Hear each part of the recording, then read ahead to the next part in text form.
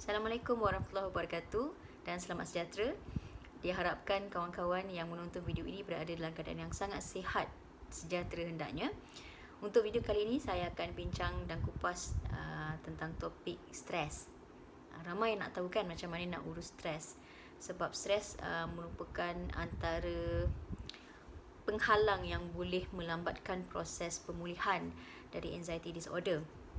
Okay, so kalau dulu kita jarang dengar perkataan stres ni. Sebenarnya masa zaman nenek moyang kita, perkataan stres ataupun tekanan tu jarang menjadi topik yang selalu dibincangkan ataupun yang mudah keluar daripada mulut orang-orang tua. Tak. Dia tak macam zaman sekarang. Kita tak dengar orang tua dulu cakap, stres lah, tertekan lah. Tidak. Dia, kataan tu wujud, orang kata dah sejak beberapa tahun, berpuluh tahun yang lalu. Tapi sewaktu kata macam beratus tahun dahulu tidak wujud perkataan stres itu. Okay. So sebab saya sendiri pun pernah tanya dengan nenek saya, umurnya 88 tahun. Saya tanya dia, nenek pernah tak dengar perkataan stres? So dia macam terkejut, stres apa tu? So saya pun cakap lah, stres lah, tak pernah dengar. Lepas tu dia kata, oh tu tempat yang untuk kita rehat tergelak saya waktu tu bila dia kata tempat tu rehat. Okay, so dia pun tak familiar dengan stres tu. Tapi bila saya cakap dengan dia, tekanan lah ni, tekanan. Orang-orang dulu ada tak mengalami tekanan perasaan ke apa? Lepas tu dia kata, mana ada, zaman-zaman dulu tak ada tekanan-tekanan perasaan macam orang zaman sekarang. You see, itu baru umur 88 tahun. So dia pun kataan stres ataupun tekanan perasaan tu orang kata satu benda yang sangat jarang didengar lah waktu tu. Dan saya pun sempat tanya dengan dia, nenek dulu pernah tak dengar orang gila ke, orang sakit, orang mengalami penyakit gila ke? So dia berjawab benda yang sama. Zaman-zaman dulu susah kita nak dengar penyakit-penyakit gila. Penyakit-penyakit mental ni jarang, orang kata susah nak dengar lah, seolah-olah tidak ada. So bila saya tanya dia, habis orang-orang dulu sakit apa je? So dia katalah, demam, sakit gigi, sakit perut, sakit kepala, tu je lah. Itu penyakit-penyakit orang dulu lah, kan? Tapi benda-benda macam penyakit-penyakit mental ataupun penyakit-penyakit yang lebih serius, kronik, dia tidak berlaku zaman dulu. Dia berlaku pada zaman-zaman sekarang ni. Lewat sekarang ni barulah berlaku. So benda tu antara kajian, beberapa kajian pernah dibuat, antara punca berlakunya keadaan-keadaan yang begitu, penyakit-penyakit kronik dan mental disorder juga disebabkan oleh tekanan perasaan. Itu adalah salah satu punca, bukanlah punca utama sebab tekanan kata mental illness juga ada melibatkan faktor kata kimia dalam otak, biochemical yang tidak seimbang. So ada banyak lagi faktor lain, tetapi orang kata macam stres ni adalah a part of it, bukanlah secara totalnya kita stres je kita terus mengalami mental disorder atau mental illnesses. Not that way. Cuma dia adalah a part of. Okay. So bila kita cakap pasal stres ni, macam yang saya katakan, zaman sekarang orang dah terlalu mudah sebut perkataan stres. Aku stres lah dengan kau ni. Stresnya aku dengan dia ni. Stresnya stres. So benda tu dah jadi biasa. Mulut kita sentiasa sebut stres. Sebab apa? Realitinya sekarang ni memang keadaan sekeliling memang banyak orang kata tak dapat nak orang kata nafikan lah. Persekitaran kita memang banyak memberi kesan dan memberi tekanan pada kehidupan kita sekarang. Alright, so sebenarnya kalau kita fikirkan balik, stres ni bagus ke? Kan? Ataupun dia memang totally tak bagus? Sebenarnya kalau kita nak betul-betul faham apa itu stres, stres ini sebenarnya terbagi kepada dua. Dikenali sebagai eustress dan juga distress. Eustress ni bermaksud stres jangka pendek. Stres jangka pendek yang orang kata bila kita mengalami keadaan tersebut, dia akan memberi satu driven ataupun motivation untuk kita melakukan sesuatu. Dia macam eustress yang positive side, healthy stress. Kalau contoh besoknya kita nak ada presentation tapi kita tak stress, tak ada buat persiapan untuk presentation tu, so kita tak akan perform lah, betul tak? Tapi bila kita ada sedikit rasa stres tu sebab memikirkan besok nak ada presentation, tentulah kita akan buat sesuatu untuk buat yang terbaik. Kita akan buat preparation, persediaan ke arah pembentangan besoknya. So kat situ merupakan satu kata eustress ataupun stres sihat yang wajar kita rasai apabila berdepan dengan suatu situasi. Okay. So stres yang kurang sihat dipanggil distress. Okey, distress ni merupakan stres jangka panjang. Okey, dia membuatkan seseorang itu menerima impact dari segi empat elemen. Okey, apabila distress berlaku ataupun tekanan jangka panjang berlaku, dia akan memberi kesan kepada fisiologi badan kita. Okey, pertama fisiologi badan. Orang yang terlampau stres boleh orang kata sakit kepala, ada masalah penghadaman, masalah perut, jadi tak stabil, kadang-kadang macam dizziness, vertigo, pening. Sometimes you akan rasa sesak nafas and a lot of sweating, macam you berpeluh-peluh, jantung kadang berdebar, and then you punya muscle tight, rasa macam ketegangan otot. Somehow ada yang jenis bila stres sangat tu hilang selera makan, ada pula yang bertambah selera makan. So ada juga yang kata mengalami fatigue ataupun keletihan yang sangat kronik. So darah tinggi lah atau darah rendah lah. So ini akan memberi impact kepada kita punya sistem imunisasi badan. Okay, stres yang long term ataupun unhealthy stress ni, dia juga memberi impact kepada kita punya mind, minda kita. So bila kita berada dalam keadaan distress ataupun stres yang jangka panjang, mind kita jadi tak tersusun, disfragment, berkecamuk. Okey, kita dah susah untuk nak memberi fokus dan kita susah untuk nak menyelesaikan satu masalah yang berlaku di hadapan kita. Okey, dia memberi gangguan kepada minda kita. Dalam masa yang sama, dia juga boleh memberi impact kepada kita punya emosi.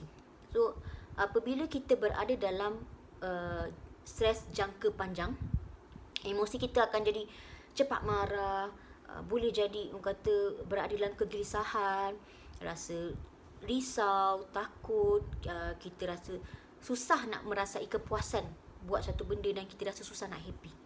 Itu dari segi kita punya emosi. Selain itu, dia juga memberi kesan kepada kita punya jiwa dalaman kita, tenaga dalaman kita. Okay, somehow bila kita berada dalam keadaan distress ataupun stres jangka panjang, dia akan membuatkan kita rasa tak aman. Sometimes rasa keliru, sometimes kita rasa terlampau kuat rasa bersalah dengan orang, guilty, hilang pedoman. Kadang-kadang macam saya kata, kadang-kadang kita pun boleh jadi hilang kepuasan, kurang motivasi dan kita tak ada semangat untuk melakukan suatu perkara dalam kehidupan. So ini antara perkara-perkara yang orang kata memberi impact dalam kehidupan kita. So stres ni sebenarnya kalau kita nak dalami atau menghayati dia punya takrifan yang lebih mendalam, kalau dari aspek psikologi, okey, dari segi aspek psikologi, stres ini dikatakan suatu keadaan atau kita sebut sebagai tekanan emosi. Satu keadaan ataupun tekanan emosi yang berpunca daripada desakan ataupun permintaan yang melebihi daripada kemampuan kita. Yang kita tak mampu buat, tapi kita kena push, kita kena desak untuk buat. So kita jadi stres sebab kita tak mampu nak kendalikan situasi tu. Itu dari segi psikologi. Dari segi perubatan klinikal punya takrifan, definition, stres ni merupakan rangsangan fizikal, rangsangan fizikal atau psikologi yang menghasilkan ketegangan emosi atau ketegangan mental, sehingga membuatkan dia memberi tindak balas fisiologi badan kita yang mengakibatkan seorang itu mengalami penyakit. So dari segi perubatannya, stres boleh menjadi punca kepada berlakunya penyakit. Okay, so itu takrifan yang berbeza lah. Okay, so dalam satu kajian yang lain, okey, dulu orang pertama yang nak kata orang pertama tu boleh dikatakan orang pertama lah yang mula kata memperkenalkan teori stres ni, iaitu Dr. Hansel tahun 1999. Dalam dia punya kajian ni, dia memperkenalkan teori GAS, GAS. G for general, A for adaptation, S for syndrome. So general adaptation syndrome, GAS. Okey, yang mana dia merupakan satu keadaan di mana seseorang itu apabila dia orang kata perlu untuk menyesuaikan diri dalam satu keadaan, dia akan mengalami beberapa peringkat ataupun beberapa fasa stres. Okey, peringkat yang pertama dipanggil alam ataupun amaran. Peringkat amaran. Waktu ni apabila berlaku satu ancaman ataupun berlaku satu tekanan dalam diri kita, sistem saraf kita akan activate, iaitu disebut sympathetic nervous system kita akan activate. So masa ni lah bila kita punya nervous system kita, which is sympathetic nervous system kita activate, dia akan menghasilkan mengaktifkan fight and flight mode. So this fight and flight mode dia akan merangsang penghasilan hormon-hormon seperti kortisol dan hormon-hormon lain yang menjadi tidak optimum dan tidak stabil. Okay, so waktu ni lah hormon itu keluar bertujuan untuk nak mengatasi tekanan tu. Okay, so sepatutnya apabila berlaku satu tekanan dalam kehidupan kita, hormon kortisol akan naik. Okay, so this is paras minimum dia sepatutnya, optimum dia. Okay, so hormon kortisol akan naik pada paras ni. Okay, this is optimum parts apabila mengalami satu tekanan. So this like alam lah macam tu. And then waktu ini kita punya immune system kita akan dikerah untuk berdepan dengan stres yang berlaku tu. Alright, waktu ni dia akan bekerja. So masa ni lah kita punya immune system kita akan sedikit drop. Kita akan sedikit drop, tetapi selepas stres tu hilang, kita punya badan kita akan kembali normal, in normal state lah. Maksudnya kortisol tu akan mula drop balik. Apabila rangsangan ataupun tekanan tu dah berlalu, dia akan back to normal state. But then sekiranya ancaman itu berterusan, okay, tekanan itu berterusan, dia akan masuk kepada peringkat resistant ataupun rintangan. Dia resistant. Okay, di mana waktu ini badan kita akan mula fokus pada kekuatan nak menghadapi tekanan. Okay, badan pula, body kita pula dah nak orang kata bekerja untuk nak menghadapi tekanan tu. So masa ni badan kita akan keluarkan hormon kortisol tu atau adrenaline tu melebihi daripada tahap optimum. Okay, lebih sikit.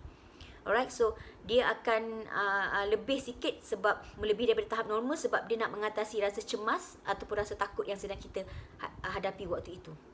Alright, so reaction yang berlebihan ini berlaku supaya badan kita dapat mengatasi tekanan yang berterusan tu tadi. Okey, dapat mengatasi. Mula tekanan tu okey je, tahap optimum, tapi bila tekanan tu berterusan, dia akan naik sikit daripada tahap optimum. Dia akan naik sikit. So waktu inilah body kita ni akan secara berterusan mula menunjukkan pelbagai simptom. Dia dah nampak sakit-sakit sikit lah, kejap-kejap demam, kejap-kejap sesema ke batuk ke, mudah nak kena sesema, mudah nak kena batuk. Maksudnya orang kata tekanan berterusan. Alright. Tapi apabila tekanan itu tidak pergi dan berterusan, dia akan masuk ke peringkat akhir, iaitu peringkat exhaustion ataupun peringkat dah keletihan. Inilah waktu di mana burn out. Okey, badan kita dah burn out dan kita akan lebih terdedah dengan pelbagai penyakit yang mana kita punya sistem imun akan drop. So bila imun sistem kita drop, okey, maksudnya kita punya kortisol dah tinggi, imun sistem kita drop, waktu inilah kita punya dopamin, penghasilan hormon dopamin akan drop. Happy hormone itu akan drop. Penghasilan serotonin itu juga akan drop.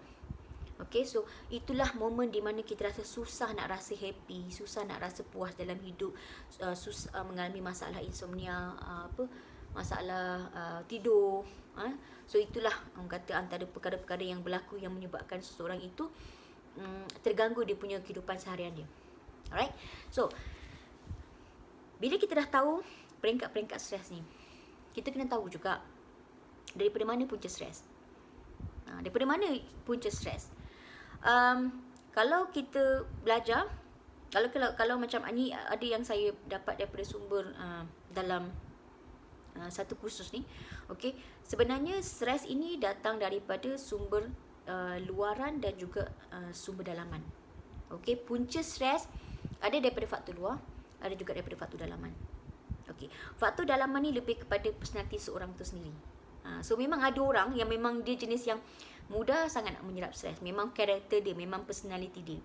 Okey, jenis orang yang cepat kalut, yang semua nak cepat, semua tu kejar-kejar sana, itu dia akan mudah orang kata terdedah dengan stres. Itulah saya.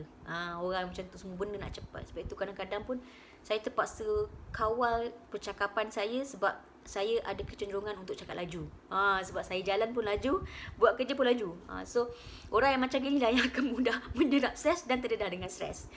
So kena balance. Sebab itu kadang-kadang nampak saya cuba untuk kawal saya punya kata patah perkataan supaya tak nampak laju sangat, tapi nak tak nak pun kadang-kadang terlaju jugalah. Alright.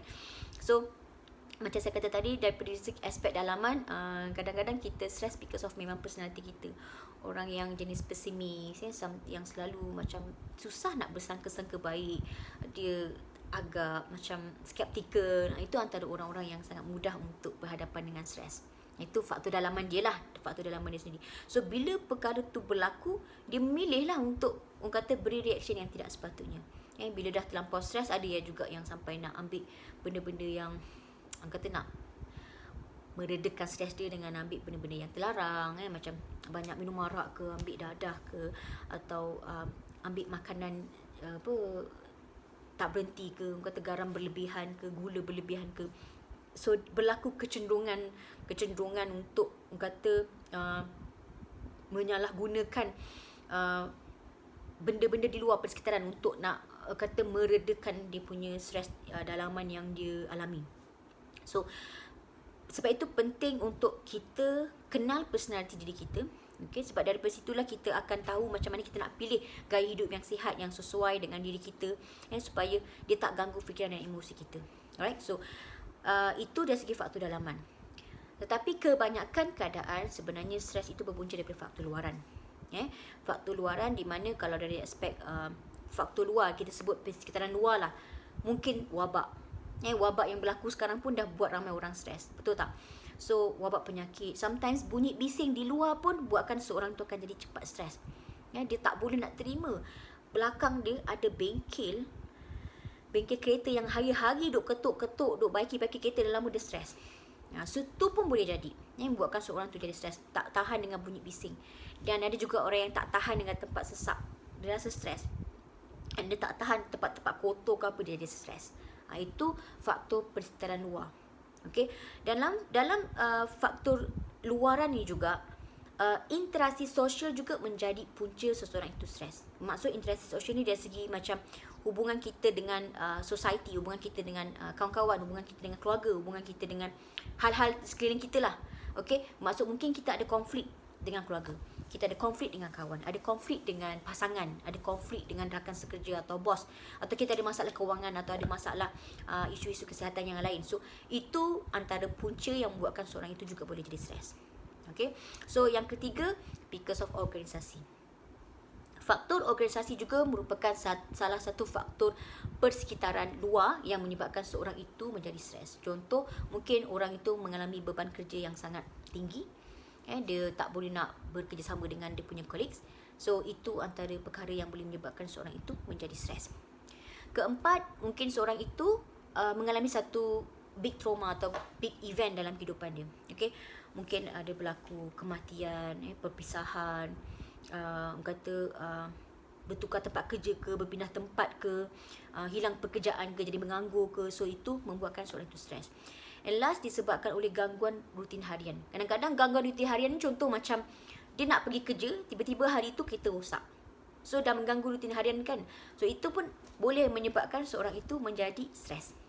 Betul tak? So stres ni ada banyak sangat punca. Tapi kadang-kadang kita kena tengok juga. Stres juga boleh berlaku mengikut peranan ataupun topi yang kita tengah pegang, tanggungjawab kita tengah pegang waktu tu. Alright. Sebab kadang-kadang level of stress tu berbeza. Tengoklah kalau seorang itu bos, level tekanan dia mungkin lebih tinggi daripada pekerja. Yang kita tak tahu, mungkin kita nampak bos ni macam goyang kaki. Bos ni kadang-kadang nampak macam mengarah je, tapi di sebalik itu sebenarnya bos itu sebenarnya dia pun mendapat arahan mungkin daripada CEO. Dia mendapat arahan mungkin daripada KSU, daripada orang-orang yang lebih atas daripada dia. So dia pun akan jadi stres. Kita tak tahu apa yang dia cuba nak capai, matlamat atau visi dalam organisasi itu tu menjadi satu beban kepada diri dia, dan itu juga menyebabkan dia rasa macam tertekan. So kadang-kadang seseorang itu bukan saja memegang satu topi. Ada ketika macam wanita bukan saja sebagai mak, dia juga jadi pekerja di luar, dia juga jadi anak kepada orang kata nak tengok mak dia sendiri, dan dia juga jadi kawan, jadi kakak. So peranan tu banyak. Bila peranan tu banyak, itu pun menjadi punca kepada seorang itu terdedah dengan stres. So pelajar juga pun stres juga, mari nak siapkan assignment. Kadang-kadang ketua kampung pun boleh stres, kan? Peruntukan nak bagi jabatan pun tak ada. So macam-macam bentuk stres yang berlaku juga bergantung kepada peranan ataupun tanggungjawab seorang itu dalam masyarakat. Alright? Tapi kadang-kadang ikutkan macam saya katalah, zaman sekarang dengan zaman dulu kadang-kadang tak sama kan. Zaman dulu orang tak terkejar-kejar masa kan, semuanya macam relax, tenang. Macam sekarang ni orang terkejar-kejar masa kan, semuanya nak cepat, semuanya nak selesaikan dengan segera. So benda tu akan menyebabkan stres. Sebab tu orang dulu pun bersabar, daripada satu tempat ke satu tempat, naik kuda pun okey, naik unta pun okey, sabar je kan. Tapi tak ada stres. Mungkin stres je dari bentuk yang lain lah, haus ke lapar ke kan. Tapi kita setiap perkara kita nak streskan. Sebenarnya kalau kita duduk perhati muhasabah diri, kadang-kadang kita tak sedar tau, apa yang Tuhan dah beri pada kita dalam kehidupan, kadang-kadang semua benda kita dapat pun kita nak streskan. Contoh, saya bagi contoh macam orang yang menganggur dengan orang yang tak bekerja. Orang yang menganggur, okey. Orang yang menganggur ni dia stres sebab apa? Tak ada kerja. Kan, tak ada duit, tak boleh beli apa yang dia nak. So dia marahlah dengan diri dia, and dia rasa cemburu dengan orang yang bekerja. Untungnya dia tu ada kerja, ada kerjaya kan. Apa ni, tak macam aku, tak ada duit, tak ada aset, tak ada apa kan. Stresnya lah hidup macam gini, tak ada orang nak ambil aku kerja. Stres, betul tak? Tapi bila dia dah dapat pekerjaan pun dia stres juga. Terus orang kata macam tertekan lah dengan perangai bos lah, bagi kerja banyak, tertekan dengan colleagues lah yang mengelat buat kerja lah, tertekan dengan orang bawah lah, kurang hajar apa semua kan. Tekanan juga. So maksudnya dia tak kerja pun dia stres, dia kerja pun dia stres. Okay, so kalau orang yang, contoh lagi, orang yang single, orang yang bujang dengan orang yang dah kahwin. Okay, orang yang bujang, dia tengok orang yang dah kahwin tu, rasa jealous, rasa macam untunglah ada pasangan kan, boleh tengok, untunglah ada pasangan boleh bawa jalan-jalan, untunglah ada pasangan boleh beri hadiah, aku ni apa je yang ada. Lepas tu stres. Tak cukup tu, mak bapak tanya, family tanya, kau ni bila nak kahwin? Stres kan, umur dah lanjut. Lepas tu bila orang duk tanya-tanya, dia jadi marah. Lepas tu dia jadi tertekan. Yang tu dia jadi macam-macam lah, penyakit timbul waktu tu, jadi macam dah marah apa semua. So tekanan lah. Tapi bila dah kahwin, stres juga. Tak tahan pula dengan perangai pasangan, macam-macam hal kan. Tak puas hati lah, pasangan macam gini lah, pasangan macam gitulah. Tak tahan kan, dengan marah sebab tak dapat spend time sama, marah sebab apa, tak keluar jalan-jalan, tak buat pergi vacation. Stres juga. So kahwin pun dia stres, tak kahwin pun dia stres. Okey, tu belum cerita kalau tak ada anak. Okey, bila tak ada anak, stres tau. Tak ada anak stres sebab apa? Kadang kita rasa cemburu, jealous tengok orang lain dapat gendong anak, dapat besarkan anak, bila dah tua ada teman kan, ada dapat bantu dia kan benda, jealous dengan orang lain sebab orang lain ada anak tapi dia tak ada anak. So tekanan. Lagi-lagi pula dengan keadaan masyarakat sekeliling ni yang suka kata macam tanya bukan transparent sangat kan. So tanya, kau ni bila dah ada anak? Bila dah ada anak? Benda tu jadi stres. So tekanan untuk dia. Tapi bila dia dah ada anak pun stres juga. Tu yang duk hari-hari duk marah anak, marah-marah anak. Anak tak buat tu marah. Anak buat ni marah. Kan? Tak sempat nak masak, tak sempat nak kemas rumah, marah. So ada anak pun marah, tak ada anak pun marah, ada anak pun stres, tak ada anak pun stres. Okay, so orang miskin versus orang kaya pula. Orang miskin tengok orang kaya ada kereta besar, ada rumah besar, ada duit berkepuk-kepuk, rasa macam stresnya. Aku tengok dia ni macam senangnya hidup dia, aku ni kenapalah dengan hidup aku macam gini kan, kenapa dah Tuhan bagi aku macam gini, kehidupan miskin macam gini kan. So dia stres kan, stres. Tapi orang kaya tu pun dia stres juga. Stres bila stres bila nak kena pastikan aset tu kekal dengan dia, nak pastikan bisnes tu sentiasa dapat konsisten, dapat keuntungan yang diharapkan. Stres kan. So dalam keadaan dia ada kekayaan pun dia stres, dalam keadaan dia miskin pun dia boleh jadi stres. Orang yang belajar pula contohnya, tengok orang lain masuk universiti, dia pun rasa stres. Tekannya aku, cousin aku semua dapat sambung universiti, tapi aku tak dapat sambung universiti. So orang-orang lain buat perbandingan pula, kata aku ni tak pandai lah, apalah, aku ni bodoh lah, kerja macam biasa je tempat tak masuk universiti, tak ada pelajaran. Ya Allah, stresnya aku. Stres. Tapi bila dah belajar pun stres juga. Stres mana nak cari duit, nak bayar yuran, stres bila besok assignment tak siap lagi, stres bila nak buat pembentangan, stres nak buat projek, stres dengan lecturer yang bagi markah kurang, stres dengan kumpulan grup yang tak erti bagi kerjasama bila nak buat assignment, macam-macam stres. So bila kita perhatikan orang kata elemen ni daripada sudut yang lebih dalam, Sebenarnya manusia dalam keadaan apa pun, dia lebih suka untuk react sebagai stres. Sikit-sikit nak stres. So, benda ni lah yang kita sebenarnya nak kena faham. Bahawa stres itu memang wujud dalam kehidupan kita. Tetapi yang membezakan seseorang itu sama ada dia dapat hidup dalam ketenangan, kebahagiaan dengan orang yang sentiasa hidup dalam kemurungan dan kesengsaraan, penderitaan adalah reaksi dia terhadap stres yang berlaku dalam kehidupan dia. So, bagaimana dia nak menguruskan stres tu? Kat situlah yang dia kena pandai uruskan, pandai kendalikan. Sebab stres satu benda yang tidak boleh dikawal. Dia dah berlaku sama ada dalam diri kita, personality kita, ataupun dia berlaku daripada sekitar luar. Okay? Tapi kita sendiri boleh menguruskan dia. So, ada sebenarnya banyak perkara yang kita boleh jalankan aktiviti untuk nak mengurus stres. Ada banyak perkara-perkara yang kita boleh nak buat untuk nak urus stres. So, ramailah orang yang bila dia stres, dia keluar pergi melancong. Ada yang stres dia suka dengar lagu. Ada yang stres dia suka menyanyi karaoke, ada yang suka pergi layan movie, ada yang suka cari kawan, duduk lepak, ada yang suka tengok pantai, pergi tempat-tempat nature, masuk hutan, pergi hiking, ada yang suka pergi spa, nak urut-urut manja-manja, ada yang menangis. Bila menangis tu dia rasa release, lepaskan stres. So ada yang bila dia stres dia akan suka menyendiri, dia suka duduk diam, dia suka duduk dalam bilik, dia tak nak jumpa orang. Okay? Ada yang dia suka tulis diary, ada yang dia suka makan. Makan, bila stres dia makan. Ada juga yang jenis makan aiskrim, yang suka ambil coklat. Ada juga yang pergi shopping. Ada yang meditasi bila stres. Ada yang menggunakan terapi rohaniah seperti zikir ke, baca Al-Quran ke, solat sunat ke. Ada yang bila stres dia perlu untuk jumpa kaunselor atau terapi. Ada yang stres suka main game. Dan ada banyak lagi pelbagai cara untuk kita nak mengatasi atau menguruskan stres kita. Okay, so bila kita dah tahu apa itu stres, kita dah tahu apa itu punca stres, kita dah faham takrifan stres, kita dah tahu orang kata bentuk-bentuk ataupun saiz stres, level-level stres tu berbeza ikut peranan, ikut tutup topi seseorang tu. Kat situlah kita nampak, kita dapat tengok stres tu dari satu perspektif yang berbeza. Dah berbeza. Dulu kita masuk dalam stres tu, kita masuk dalam stres tu dan kita benarkan diri kita berada dalam tekanan tu. Tapi bila kita dah mula memahami apa itu stres, okay, kita dapat melihat stres tu daripada perspektif yang berbeza. Kita kat atas, stres tu kat bawah. So kita dapat mengatasi stres itu. Mengatasi atas stres. So kita dapat lihat, okay, ni stres, apa yang aku perlu buat. That's why penting untuk kita kenal diri kita, siapa diri kita, apa yang kita boleh buat, apa kekuatan kita, apa kelemahan kita untuk kita mengatasi satu-satu stres yang berlaku. Alright, so apa pun yang berlaku di sekeliling kita, stres itu tidak boleh dikawal.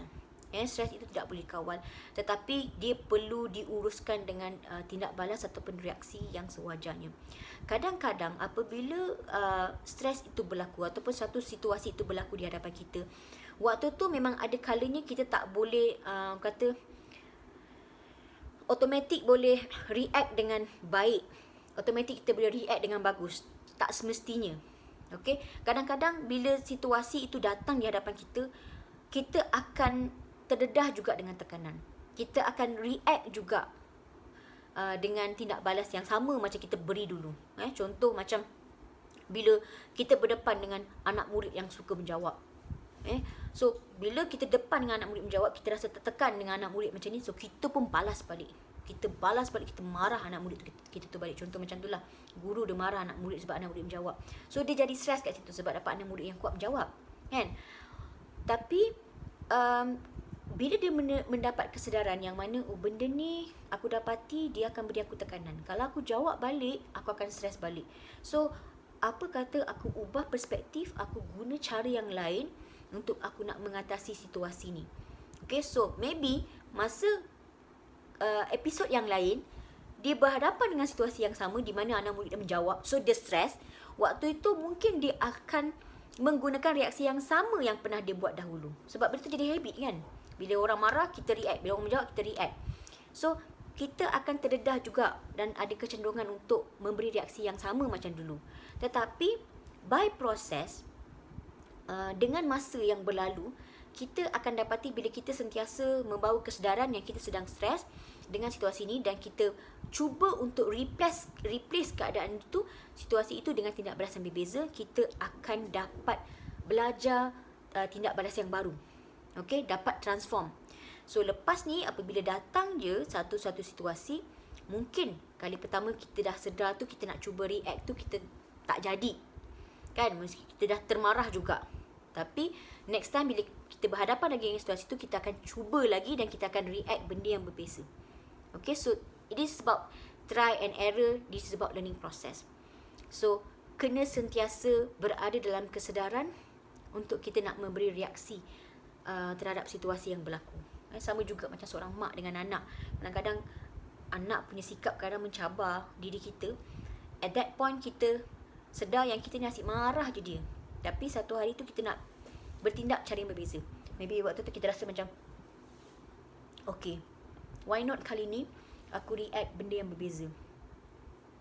Sebab kalau marah pun sebenarnya yang sama juga, aku yang jadi stres. So aku react benda yang berbeza. Jadi satu hari tu situasi tu pun berlaku di hadapan kita. So anak kita mencabar lagi kesabaran kita. At that time mungkin kita akan buat juga reaksi yang sama macam dulu. Tapi tak apa, maafkan diri kita and move on, practice lagi. So next time bila kita berhadapan lagi dengan situasi yang sama, ingat, okay, last time aku gagal kata react benda yang sebaik-baiknya, but now aku nak try untuk react yang selainnya. So try, buat lagi sehinggalah kita dapat kata create satu habit yang baru, tindak balas yang baru untuk kita transform into another person yang lebih berkembang, lebih matang, macam tu. So dalam kehidupan kita memang kita akan menghadapi satu fasa stres ataupun krisis dalam kehidupan.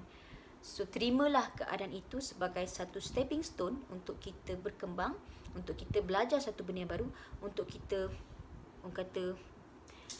memahami dimensi-dimensi yang lain atau memahami perspektif alam ini daripada pandangan-pandangan berbeza. Right, so jangan rasa macam tertekan bila tertekan. So rather than kita rasa tertekan, ajar diri kita untuk terima yang it's okay, it's just a situation. Bukannya satu benda yang tekanan, tetapi it's just a situasi yang aku boleh react dengan cara yang berbeza, kan, supaya dia tidak memberi kesan kepada kehidupan. Alright, so that is something that yang saya boleh share tentang stress. Maybe boleh beri tips dan panduan sikit pada kawan-kawan how to urus stress. Okay, pertama kita mesti kenal apa tu stress, dan untuk uruskan stress adalah kita kena faham bahawa stres itu satu benda yang tidak dikawal. So apa pun yang berlaku di sekeliling kita adalah sebenarnya situasi. So kita try untuk react dengan tindak balas yang berbeza, dan buatlah apa-apa aktiviti yang boleh mengatasi stres itu, sama aktiviti-aktiviti yang membuatkan kita uplift, yang rasa memberi semangat, yang menyeronokkan, yang menenangkan. Macam yang saya sebutkan tadi, pergi melancong ke, baca buku ke, tulis diary ke, nak menangis pun tak ada masalah. Alright, so semoga perkongsian untuk kali ini lebih bermanfaat, dan kongsikan pada kawan-kawan yang lain. Semoga dapat terus ibarkan kebaikan, insyaAllah. Assalamualaikum warahmatullahi wabarakatuh. Bye.